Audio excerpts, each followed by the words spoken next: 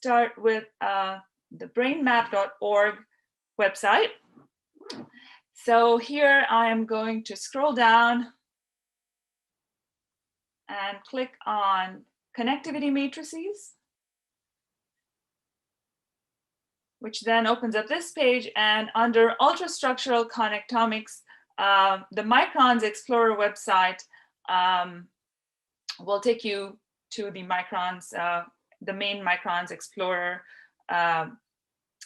location. So to access the data, we're going to click on Data and Layer 2-3. And scroll down where it lists the different releases of the data. So far, we have only one release. But in order to actually view this data set, you can click on this link here where it says data set available at this link. And if you're using Chrome or Firefox, it should easily open up in a new tab, which looks like this. So this is a view of the tool called Neuroglancer, which was developed by Google, which is a WebGL viewer for volumetric data. And this is the main tool that we use for looking through these data sets. And the first part of this tutorial is going to involve actually using this viewer in order to parse through this data and do some basic analysis with this. So let's first familiarize ourselves with what we're looking at here. On the left, we are looking at a 2D view of the actual EM section that was imaged. And on the right, we are looking at a 3D view of some of the objects that are present in it. In the 2D view here, we can see the section that, just to orient you a little bit, the top of the section is towards the PIA, and it's mostly spanning layer 2-3 in this data set. And I'd just like to point out that you have scale bars here at the bottom, which give you a sense of where you are out there. Okay, so the first thing you notice is that there are a couple of highlighted objects here, both in the 2D, which show up in the 3D as well. So the 2D is kind of the cross section, and the 3D showing you actually meshes of those objects. So the first thing we're going to try to do is a fun thing is to control the colors of these objects. Right now, they're randomly assigned colors. You can hit the L key on your keyboard, which will then randomly assign different colors to the cells. So you can definitely use that to change the colors if you don't like them or improve your visibility. Okay, so now coming back to the 2D view here, the first thing to notice is you have these crosshairs over here, the green and red lines, which really tell you the center point of focus of where your image or your location is. And if you want to go take a closer look towards that crosshair location, you can press Control and scroll with your mouse, and that will help you zoom in. If you scroll down, and if you scroll up, it will zoom out. So pretty intuitive there. If you don't have a mouse, you can use the plus and minus keys as well with the Control key hit in parallel. So then if I want to change locations of the crosshairs, I can right click anywhere in the 2D image. So if I go ahead and right click, I notice that I can change the location of the crosshair and what I'm inspecting. Notice that the 3D view is synced with the 2D view. And so as I change the location of the crosshair in the 2D view, it's also changing with the 3D view. I can also just simply click and drag with the left click and drag around in the 2D view in order to see, to inspect and change the location of the crosshair. Okay, so now suppose I want to take a look at what some of the adjacent sections are. So as I mentioned before, this is just one section. I can just go ahead and scroll with my mouse, and that will show me what some of the adjacent sections look like. Okay. I'm going to zoom in a little more. You can take a closer look at things this way. Okay, so the other view, so this view shows you just the XY view. And if you hit this icon here, which says switch to 4D panel layout, that should bring up 4D panel here, where again you have the XY section up here, the 3D view at the bottom, and you have an XZ and YZ view here, showing you really those adjacent sections and how the point is oriented in all these different views. So just an easy way of knowing which way the orientation or what the axes are is Neuroglancer has colors assigned. So red is X, green is Y, and blue is Z. So it's really easy to tell which view you're looking at what time. So to switch back to the previous view that we have, we can click on this 2D to switch to XY 3D layout again, and that should bring us right back to where we were. And okay, so now we can, so that gives you a couple of examples of how you can navigate within just the 2D or the EM imagery on the left. So looking now at the panel on the right, which is your 3D view, again, you can right-click anywhere in this view to go ahead and change the location of your crosshairs. Clicking and dragging, and of course you can zoom in and zoom out again by pressing Control and scrolling with your mouse. Hopefully that's a lot of fun, and as you get to see some of the details, and hopefully these are familiar pictures for those of you who have seen, who attended the symposium this morning. So you can click and drag, and that will help you inspect, rotate and inspect the objects as well. Okay, so now let's take a look at understanding what else we're seeing on this screen. So on the top left here is the resolution information.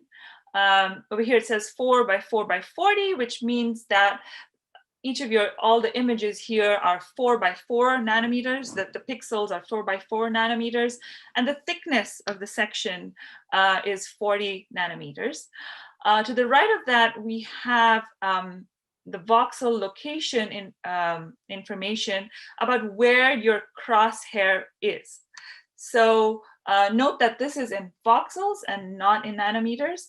And another way of changing your location of your crosshairs is by simply changing these values. So for example, I can move from 768 to, let's say, 800 by just typing that in, and that takes me to a different section. You can also change XY coordinates in a similar way to navigate yourself around there if you want. Below that, we have some really important information here, which are the names of what we call layers. So the layers actually are what contain the image and segment information, all the information that you're actually viewing on your screen. So the first layer that we have is the EM, is called the EM layer, and it contains the image information. So to make it clear what exactly I'm talking about, I'm going to turn it off. So one way to turn off a view of a layer is by actually just left clicking on it. So you see the imagery immediately turned off, the 2D, the EM imagery turned off and on. And you can toggle views for this by just clicking on it. On the right, we have the segmentation layer, and this contains the segmentation mask, the segmentation information, as well as the 3D meshes. So again, I'm going to toggle on and off, and you see what gets turned off when the segmentation layer gets turned off.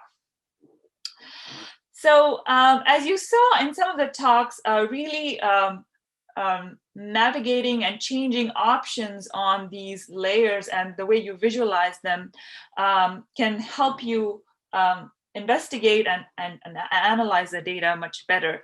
So in order to do that, Neuroglancer provides us a tools menu, which you can access by right-clicking on the layer name of interest. So in this case, I'm going to right-click on the segmentation layer here. Okay, and that brings up the tools menu for the segmentation layer on the right. So this tools menu contains tabs for rendering, annotations, and transform. But what we're really interested in is controlling visualization and the rendering here. So that's the one that we're going to focus on for now.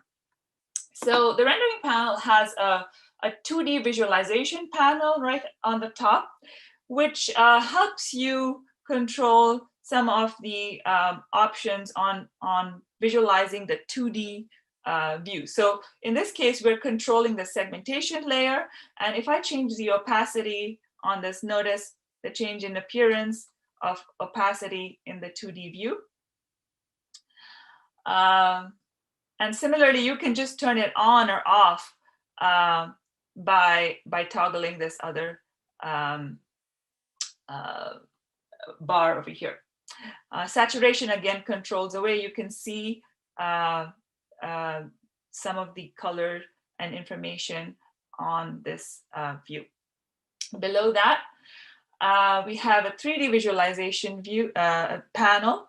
And again, opacity allows us to control how we can look at these cells. So if you remember some of the slides from Joanne's talk earlier today, she showed you how this helped her really analyze some of the phagocytosis in her cells. Okay, and below that we have toggling options for visualizing, actually loading the meshes or skeletons. In this case, we don't have skeletons loaded for this data set, so that's not really an option. But if you if you have them, or you want to turn the meshes on and off, you can definitely turn this off and reload the data, and you'll see that the meshes disappear. Okay, below that is a very important panel, which is the segment selection panel. And this really shows you the information about the objects that are highlighted. So I'm just going to zoom out a little bit on the 3D view so that we can see all our objects again. So looking at this a little more carefully, the bottom part of this panel shows you, actually lists each of the objects that you have selected. And the colors here of these rows correspond to the actual object. So the other cool thing is that you can actually go and highlight one of these objects, and you notice that the corresponding row here also starts blinking. So you'll easily be able to identify which object that is. So for each row, you have an object ID, which is unique to that object. To the right of that, you have an option for actually copying that ID. So that makes it easier for you to save it or use it for your analyses. To the right of that, we have a manual color changing option, which is pretty easy and straightforward to use. And to the right of that is a toggle on and off button. So turning on or off this button just lets you keep an object within view. Okay, so above each of these, we have collective options. And the collective options basically apply to all the objects here. So on the right, we have a on and off check box, which will keep things within view or not. And then you have a copy visible segment IDs, which will only copy the IDs that have these toggle buttons on. And then you have a copy all segment IDs option. So I'm going to go ahead and click on that. And to the left of that, you have a remove all segment IDs option. So that's just an X, pretty intuitive. So if I take those off, you immediately notice that all the objects are in the 3D view are gone, and the specificity of those objects can't be seen in the 2D view either. So to put them back on, you can easily just type in the IDs. So since we copied them, I'm going to paste them back. Okay, that didn't work, so I'm just going to go copy those again from another link. Bear with me for a second. Okay, I'm going to go back and copy those IDs. And I'm going to paste them back in the empty one and hit enter. And there you go, your objects are back with the settings that you had. Okay, so this shows you how you can actually select an ID, select an object if you know its ID. But most of the time, you may not know what its ID is unless you've actually seen that object before and already found it interesting. So another easy way and common way that most of our scientists actually use for exploring the data is by actually looking within the 2D data set and saying, oh, here is a cell. Okay, this is a nucleus of a cell, and I want to see what it looks like. So what you can do is just go and in the 2D view, I hope you can see my cursor here, and just double click on it. And that will immediately load up the 3D object in the 3D view. So as you can see, I'm very slowly loading an object there, and you can see now where it is and try to do some analysis with it. So to show you a quick example of some of the things that some of our scientists were doing before, I have another tab open here where I have a pyramidal cell selected. And I have my crosshairs actually on a specific spine. And let's say I'm interested in looking at this spine. And so I zoom in, and now I say, oh, okay. I wonder what its presynaptic partner is. And so I can go ahead and look at the EM on the left. Since the crosshairs are synced, I know exactly what that point is. And so if I zoom in a little bit, I can see that, okay, this purple object is the object that I'm looking at, and there seem to be some vesicles here, and that's probably its presynaptic partner. So I can go ahead and double click on that, and immediately the object or the cell gets loaded up in the 3D view. If I then go back here and I zoom out, control and scrolling my mouse, I can then see what cell it's actually connected with. So if you remember some of the analyses that Agnes showed you this morning, a lot of it was done in this manner. And there's a lot that you can also think of doing in this kind of format. Okay, so before I wind up this section, I just want to point you to a few of the tools on the top right over here. So the extreme right icons are some very self-explanatory icons, which I won't get into. It's about feedback, what's new, help about some of the quick keyboard controls that you can do, and setting your preferences.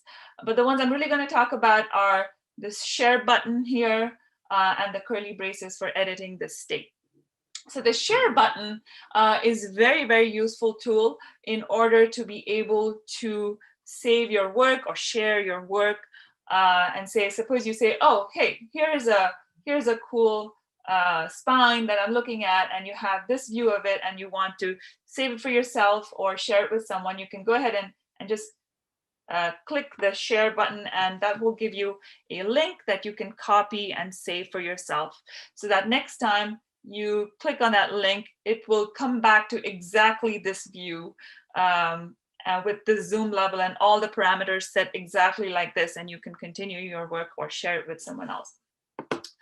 And so what it's really doing is Neuroglancer is saving what we call a state, which is essentially just a set of parameters that define this particular view. And this information some of this information can be seen in the JSON information, which you can get by clicking on these curly braces here. And I'm not going to go over every single thing here, but I want to point out simply that you have the layer information here, together with a bunch of parameters for viewing. And here you can see within the layers that you have 2 layers. And I'm just going to open those up. And you see there's the EM image layer and the segmentation layer. And each of these layers has a source and a type and a name and a bunch of other parameters that are specific to the type. I particularly want to point out the source, which is very useful and will come up in a lot of our notebooks as we are trying to access the data, the image data or the mesh data for doing any kinds of downloads or analysis that we want to do. And this information, I just wanted to point out, is easily available from the Neuroglancer link. And you can always use that as a reference. We also have links to this and this information posted on the GitHub page in the cheat sheet. But I just wanted to point that out here as well. Okay, so I've now gone over how you can actually access a lot of the data that we have put out there for you. But very often with your analysis, you may want to put down your annotations or and really keep record of a lot of those things and interact with it in different ways.